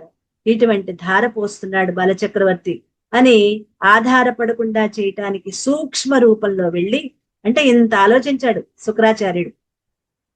ఆ కమండల తొండానికి ఇలా ఉంటుంది కదా, అడ్డుపడ్డాడు. బలిచక్రవర్తి నీరు పోస్తున్నాడు, కానీ నీరు కమండలంలోంచి బయటికి రావట్లా. నీరు పడకపోతే దానం పూర్తవదు. స్వామి నవ్వాడు. చేతిలో దర్భలున్నాయి. ఒక దర్భ పళ్ళ తీసి, ఏదో అడ్డుపడినట్లుందమ్మా అని జుంఝావిడితో అని ఒక్కసారి ఆ కమండలంలో తొండంలోకి చూశాడు. శుక్రాచార్యుల వారు సూక్ష్మ రూపంలో కమండలం నుండి ధార పడుతుందేమోనని 2 కళ్ళు పెట్టి ఇలా చూస్తున్నాడు ఆయన. వామనమూర్తి కమండలంలోకి దర్భ పెట్టి ఒక్క పోటు పొడిచాడు. అలా పొడిచేసరికి ఆ కమండలానికి అడ్డు పెట్టి కళ్ళు పెట్టి చూస్తున్న శుక్రుని కంట్లో గుచ్చుకుని ఒక కన్ను పోయింది శుక్రాచార్యుల వారి. వెంటనే నీటి ధార పడిపోయింది. మొహం తీస్తారు కదా. అప్పుడు బలిచక్రవర్తి కంకణాలు మెరిసిపోయే వామన్ని చేతిని తన చేతులతో పట్టుకుని కళ్ళకద్దుకుని, స్వామి, ఈ చేతులు కదా లోకరక్షణ చేసే చేతులు అని నీటి ధార పడుతుంటే తుభ్యం నమః అంటూ దానం చేశాడు. ఆయన నారాయణుడే అని తెలుసు. ఇప్పుడు ఆయన ఒక మాట అడిగాడు. దానం పుచ్చుకున్నవాడు భూదానాన్ని పొందితే కొలిచి చూసుకోవాలి. ఇప్పుడు నీకు భూదానం ఇచ్చాను కదా, కొలిచి చూసుకోవాలి. ఎక్కడో స్థలం కొని యజమాని వెళ్ళి కొన్న రోజున ఆ భూమిని చెప్పులు లేకుండా అక్కడికి వెళ్ళి తొక్కాలి. ఎప్పుడైతే తాను భూమి కొని దానం చేద్దాం అనుకుంటున్నాడో ఇక్కడ ఒక నియమం చెప్తున్నాడు అనమాట. ఆ భూమిని ఆ యజమాని ఒకసారి అక్కడికి వెళ్ళి తొక్కాలి. అలా తొక్కకపోతే భూమి ఆగ్రహానికి గురవుతాడు. అందుకని భూమిని కొన్న యజమాని భూమిని ఒక్కసారి అక్కడ తాకి సరి చూసుకోవాలి. దానం పుచ్చుకున్నా భూమి కొనుక్కున్నా అక్కడికి వెళ్ళి ప్రయత్నపూర్వకంగా ఒకసారి ఆ భూమిపై కాలు పెట్టాలి. అందుకని ఇప్పుడు వామనుడు తనకి దానం చేయబడిన 3 అడుగుల భూమిని కొలిచి చూసుకోవాలి. వెంటనే వామనుడు పెరిగిపోవటం మొదలుపెట్టాడు. ఇప్పుడు ఈ పాదాలతో భూమిని కొలిచి చూసుకోవాలి. ఇంతింతై వటుడింతై మరియు దానంతై నభోవీధి పైనంతైతో యదమండలాగ్రమున కల్లంతై ప్రభారాశి పైనంతై చంద్రుని కంతై ధ్రువుని పైనంతై మహత్వాటి పైనంతై సత్యపదోన్నతుండగుచు బ్రహ్మాండాంత సంవర్ధియై. పొట్టివాడిగా చిన్న పిల్లవాడిగా వచ్చిన వామనుడు అంతకంతకీ పెరిగిపోతున్నాడు.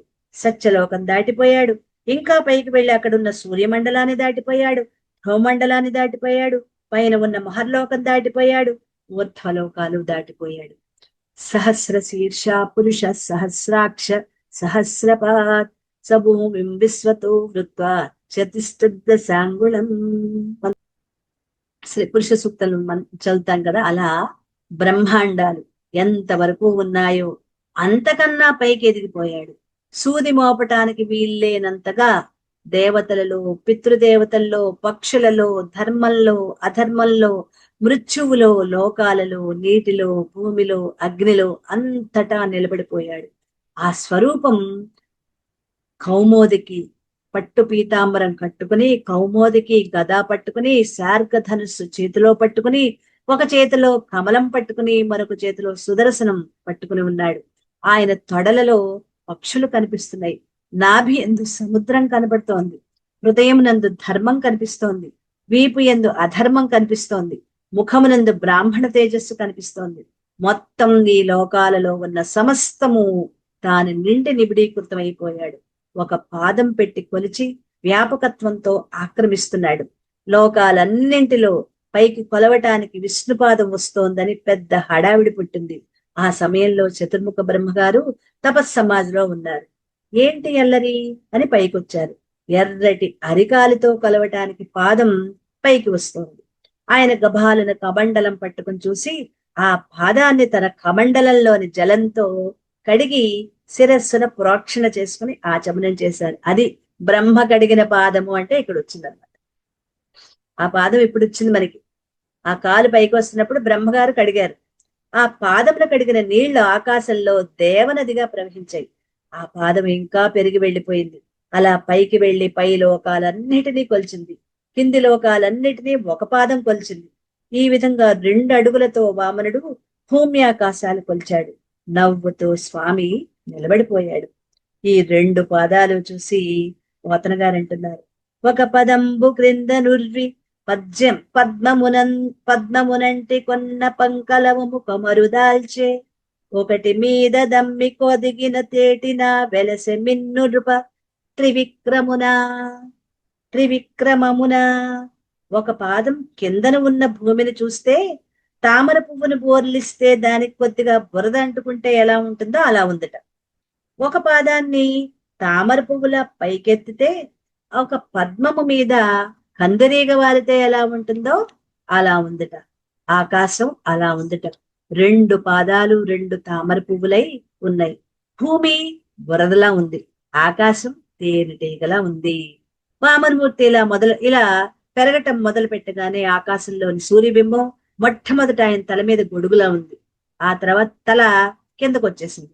అంటే ఆ గొడుగు కిందకు వచ్చింది. అప్పుడు అది తల మీద పెట్టుకున్న రత్నంలా ఉంది ఆకాశం. ఇంకొంచెం పైకి వెళ్ళింది. అప్పుడు కంఠంలో పెట్టుకున్న ఆభరణమైంది.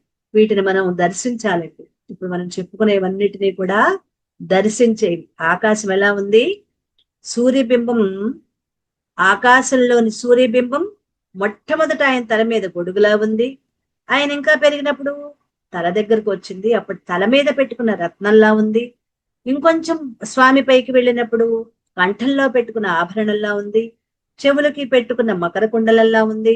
స్వామి సూర్యుడిని దాటి ఇంకా పైకి వెళ్ళిపోయారు. అప్పుడు సూర్యబింబం నడువుకు పెట్టుకున్న వడ్డాణంలా చిన్న గంటల గుండ్రంగా అయిపోయింది. ఇంకా దాటారు. అప్పుడు సూర్యబింబం ఆయన పాదాలకు పెట్టుకున్న అయిపోయింది. ఇంకా దాటారు. అప్పుడు సూర్యబింబం ఆయన పాదాల కింద ఉన్న గుండ్రటి పీటలా అయిపోయింది. అనగా బ్రహ్మాండమంతా నిండిపోయిన వామనమూర్తికి సూర్యుడు అలా మారిపోయాడు. ఆయన లోకమంతా నిండిపోయాడు. నిండిపోయి 2 అడుగులతో లోకమంతా కొలిచాడు. ఇక 3వ అడుగు భూమి ఆయనకు రావాలి. 3వ అడుగు భూమి ఆయనకు రావాలి. మళ్ళీ వామనమూర్తి అయిపోయాడు. దీనంతటికి అక్కడే కూర్చున్న స్వామిని వింధ్యావళి బలిచక్రవర్తి అలా చూస్తున్నారు. ఆయన బలచక్రవర్తితో, నేను 2 అడుగుల నేలను కొలుచుకున్నాను, ఇంకొక అడిగేది అని అడిగారు. నా నోరు ఎప్పుడూ అబద్ధం చెప్పదు. నేను అబద్ధం చెప్పలేదు. నీ 3వ అడుగు నా తల మీద పెట్టు అన్నాడు బలిచక్రవర్తి. వరుణుడికి అనుజ్ఞ ఇవ్వబడింది. ఆయనను వరుణ పాశాలతో కట్టేశారు. బలిచక్రవర్తి అలా నిలబడిపోయాడు. శ్రీమన్నారాయణుడు వటువు రూపంలో వచ్చి తమ రాజ్యాన్ని కొల్లగొట్టాడని రాక్షసులు గ్రహించారు. శ్రీ మహావిష్ణువు నిర్జించటానికి కత్తులు ఆయుధాలు పట్టుకువచ్చారు.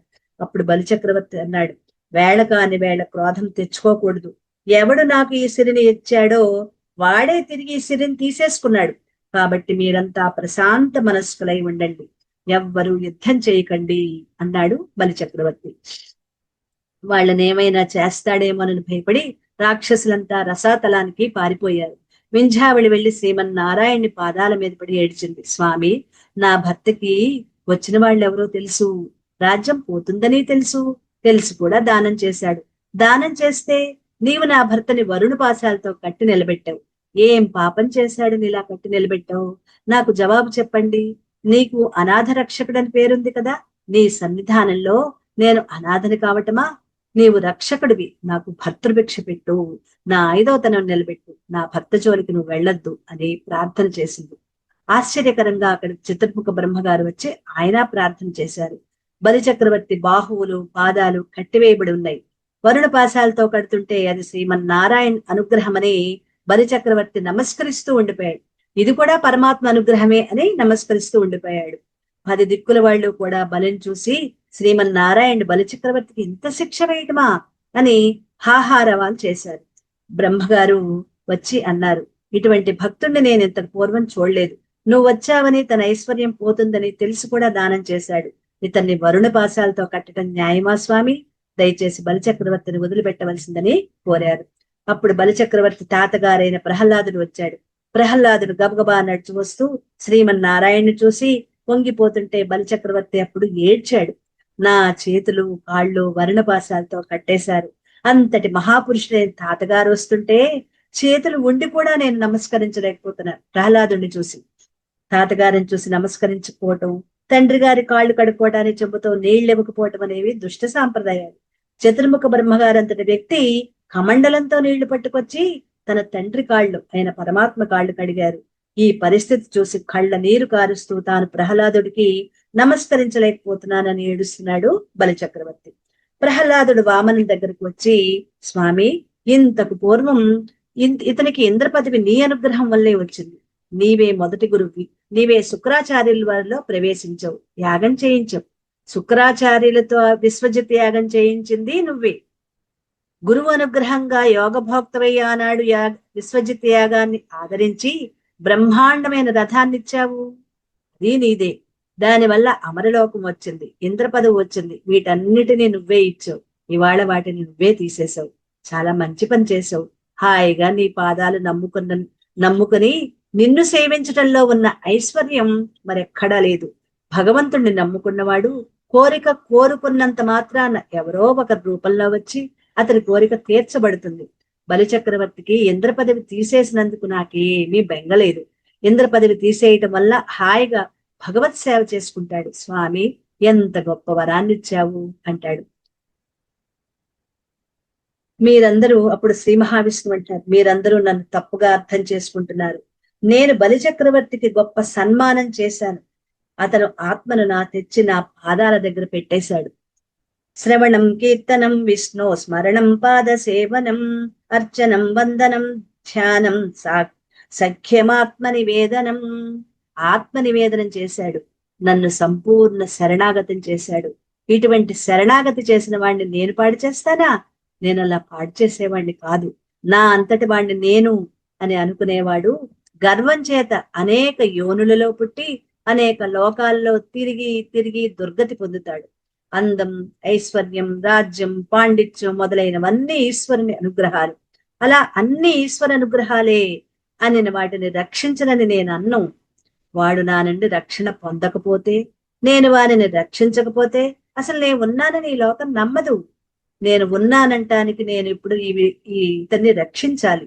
వీడి కోసం రక్షించటం కాదు, నా కోసమే ఇతన్ని రక్షించాలి. బలి చక్రవర్తి కోసం రక్షించట్లా, నా కోసమే ఇతన్ని నేను రక్షిస్తున్నాను. నేను ఇతనికి ఏమి ఇవ్వబోతున్నానో తెలుసా? ఇతని వరుణ పాశాలతో కట్టారు. అలా నిలబడిపోయాడే కానీ పాశాలు తెంచుకోవడానికి కూడా ప్రయత్నించలేదు ఈ బలి చక్రవర్తి. కాబట్టి అతను నేను ఏమిస్తున్నానో తెలుసా? సావర్ణ మనువు వేళ్లను దేవేంద్రుడగునంతండు దేవతలకు సంభావితమగు నా చోటకు రావించదనంత మీద రక్షింతుదయన్. నాకు శరణాగతి చేసి నువ్వే నాకు అన్ని అని కష్టంలో సుఖంలో పరీక్ష మీద పరీక్ష పెడుతుంటే నాకంతా నారాయణ అనుగ్రహమే అని పొంగిపోయిన వీరికి నేనేం వరమిస్తున్నానో తెలుసా? సావర్ణి మనువైన కాలంలో ఇతన్ని నేను దేవేంద్రుని చేస్తాను. అంటే సావర్ణ 14 మనువులు ఉన్నారు కదా, అందులో సావర్ణ మనువు. ఆ తర్వాత ఎవ్వరూ రాని ప్రదేశం, ఎవరు దర్శించని ప్రదేశం, కేవలం నిలబడి ప్రార్థన చేస్తే నా అశరీరవాణి వినబడుతుంది తప్ప నేనున్న మూలమైన చోటుని ఎవరు చూడరో అటువంటి చోటుకి ఇతన్ని రప్పించుకుంటాను. ఎవ్వరూ రాలేరు గాని బలిచక్రవర్తి రాగలడు. నాలో కలిపేసుకుంటాను. ఎప్పటి వరకు దేవతలు కూడా ఎక్కడా ఉండాలని కోరుకుంటారో అటువంటి సుతల లోకానికి అంతటికి ఇతన్ని అధిపతిని చేస్తున్నాను. సర్వకాలముల యందు నా సుదర్శన చక్రం ఇతనికి అండగా ఉండి రక్షిస్తుంది. 10 దిక్కులని పరిపాలించే దిక్పాలకులు ఎవరూ కూడా బలిచక్రవర్తి జోలికి వెళ్ళటానికి వీల్లేదు. ఇది నా శాసనం, వామన శాసనం. అటువంటి వాడే సుతల లోకంలో రోగాలు కాని, ఆకలి కాని, దప్పికల కాని ఏమీ లేకుండా ఉంటాడు. మరి బలిచక్రవర్తి ఎందు దోషం ఏమిటి? అతనికి శిక్ష ఎందుకు పడింది? బలిచక్రవర్తికి దుర్జన సాంగత్యం ఉంది. చివరిలో చెప్తున్నారనమాట, బలిచక్రవర్తికి దుర్జన సాంగత్యం ఉంది. అతడు లోపల ఎంత గొప్పవాడైనా చాలా కాలం రాక్షసులతో కలిసి తిరిగాడు. కానీ వాళ్ళ సజ్జనుడై మనస్సును నిలబెట్టుకున్నాడు. భృగువంశ సంజాతులైన బ్రాహ్మణులతో కలిసి తిరగటంతో ఇతనికి ఇప్పుడు ఈశ్వరుడంటే ఏంటో అర్థమైంది. ఆ తిరిగిన ఫలితానికి ఇంత గొప్ప వరాన్ని ఇస్తున్నాను. రాక్షసులతో కలిసి తిరగటం వల్ల మనసులో ఉండిపోయిన నేను దానమిస్తున్నాను అహంకారం అనే చిన్న ఆభిజాత్యానికి వరుణ పాశాలతో కట్టేశాను. అది కూడా పోవాలి కదా, మరి నేనిస్తున్నాను అనేది కూడా పోవాలి కదా. అందుకే వరుణ పాశాలతో కట్టేశాను. కానీ అతను చేసిన శరణాగతికి అతన్ని సుతల లోకానికి అధిపతిని చేసి సావర్ణ మనువు వేళకి ఇంద్రుణ్ణి చేసి ఆ తర్వాత నాలో కలుపుకుంటాను. అదితి ఆ రోజు కోరింది కాబట్టి ఇంద్రుడికి తమ్ముడిగా పుట్టాను. అందుకే ఆయన్ని ఉపేంద్రుడు అంటారు. ఇంద్రుడికి అదితి కొడుకు కదా, ఇంద్రుడికి తమ్ముడు అవ్వటం మూలాన ఉపేంద్రుడు అన్నమాట. ఇవాళ నుంచి నన్ను ఉపేంద్రుడు అని పిలుస్తారు. ఇంద్రుడికి తర్వాత పుట్టిన వాడిని ఇంద్రుడికి తమ్ముడిని అన్నాడు. యథార్థానికి ఇంద్రుడు ఆయన కాలిగోటికి కూడా చాలడు. అటువంటి వాడికి తమ్ముడని పిలిపించుకుని పొంగిపోతున్నాడు. వామనుడు లాంటి తమ్ముళ్ళుంటే అన్నలు పొందని సుఖాలేముంటాయి? తాను సంపాదించిన రాజ్యంలో భాగం అడగకుండా ఇంద్రుడికి ఇచ్చేశాడు వామనుడు. ఇంద్రుడు రాజ్యాభిషిక్తుడై తిరిగి స్వర్గాన్ని పొందాడు. అమ్మకి ఇచ్చిన వరాన్ని పూర్తి చేశాడు. దాని మళ్ళీ శ్రీమన్నారాయణి పథాన్ని చేరుకుంటూ ఒక్క మాట చెప్పాడు.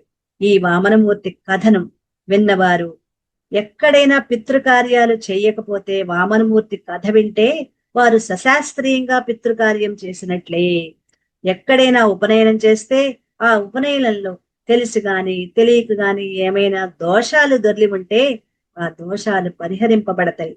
ఈ ఉపనయనం పరిపూర్తి అయి ఆ బ్రహ్మచారి గాయత్రి మంత్రం చేసుకోవటానికి పూర్ణమైన సిద్ధిని పొందాలంటే వటువు వామనమూర్తి కథను వినాలి. ఎవరు ఈ వామనమూర్తి కథ చదువుతున్నారో అటువంటి వారి పాపాలు దహించి ఊర్ధ్వలోకాల యందు నివసిస్తారు. వారికి లక్ష్మీ కటాక్షం కలుగుతుంది. వాళ్లకు ఉన్న దుర్నిమిత్తాలన్నీ పోతాయని సాక్షాత్తుగా భగవానుడే ఫలశ్రుతం చెప్పారు. ఇదంత పరమ ప్రఖ్యాతమైన